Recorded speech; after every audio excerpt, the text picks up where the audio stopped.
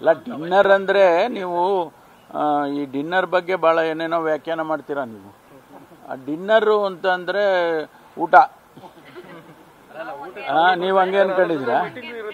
ಅಲ್ಲ, ಫಸ್ಟು ನಾನೇನು ಹೇಳಿದೆ ನಿಮಗೆ ಅಂದರೆ ಊಟಕ್ಕೆ ಮೊದಲು ಚರ್ಚೆಗಳು ಮಾಡ್ತೇವೆ. 7 ಗಂಟೆಗೆ ಕರೆದಿದ್ದೇನೆ. 7 ಗಂಟೆಗೆ ಕರೆದಾಗ ಒಂದು 2 ಅವರ್ ಚರ್ಚೆ ಆಗ್ಬೋದು, 3 ಅವರ್ ಆಗ್ಬೋದು. ಆಗ ಊಟದ ಸಮಯ. ನಿಮ್ಮ ಮನೆಗೆ ಹೋಗಿ ಊಟ ಮಾಡ್ಕೊಂಬಿಡ್ರಿ ಅಂತ ಹೇಳೋ ಬದಲು ನಾವೇ ಊಟ ಕೊಡ್ತೀವಪ್ಪ ಅಂತ ಊಟದ್ದು ಒಂದು ಏರ್ಪಾಟ್ ಮಾಡಿದ್ದು. ಅದೇ ಡಿನ್ನರ್ ಮೀಟಿಂಗು ಅಂತ ನೀವು ಹಾಕೊಂಡು ಹೊಡಿತಾ ಇದ್ದೀರಾ.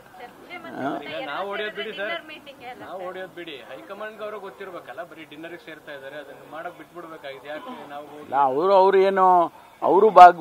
ಅವರು ಬಂದಿದ್ರಲ್ಲ ನಮ್ಮ ಚಿತ್ರದುರ್ಗ ಸಭೆಗೆ, ಅವರು ಬಂದಿದ್ರು.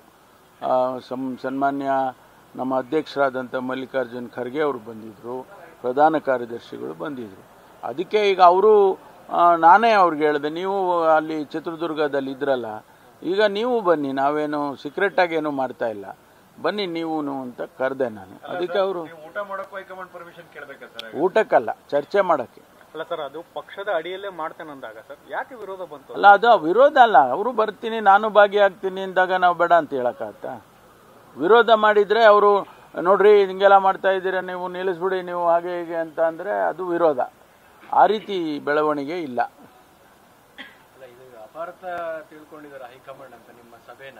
ಗೊತ್ತಿಲ್ಲ ಅವ್ರು ಯಾರಾದ್ರೂ ಅವರಿಗೆ ಇಲ್ಲ ಇದು ಬೇರೆ ತರದ ಆಯಾಮ ಪಡ್ಕೋತಾ ಇದೆ ಈ ಸಭೆ ಅಥವಾ ಈ ಡಿನ್ನರ್ ಹೇಳಿ ಅವರು ಹೈಕಮಾಂಡ್ ಇಲ್ಲ, ಆ ಭಾಗ ನನಗೆ ಗೊತ್ತಿಲ್ಲ.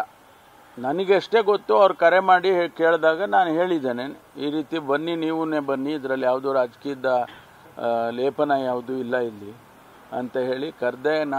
ನಾನು ಬರ್ತೀನಿ, ನಾನು ಭಾಗವಹಿಸ್ತೇನೆ, ಮುಂದಕ್ಕೆ ಹಾಕ್ಕೊಳ್ಳಿ ಅಂತ ಹೇಳಿದರು. ಅಲ್ಲ, ಪೂರ್ತಿ ಹೇಳಂಗಿಲ್ವಲ್ಲ ನಿಮ್ಮ ಹತ್ರ. ನಿಮ್ಮ ಊಹೆಗೂ ಬಿಡ್ಬೇಕಲ್ಲ, ಸ್ವಲ್ಪ ಜಾಗ ಕೊಡ್ಬೇಕು.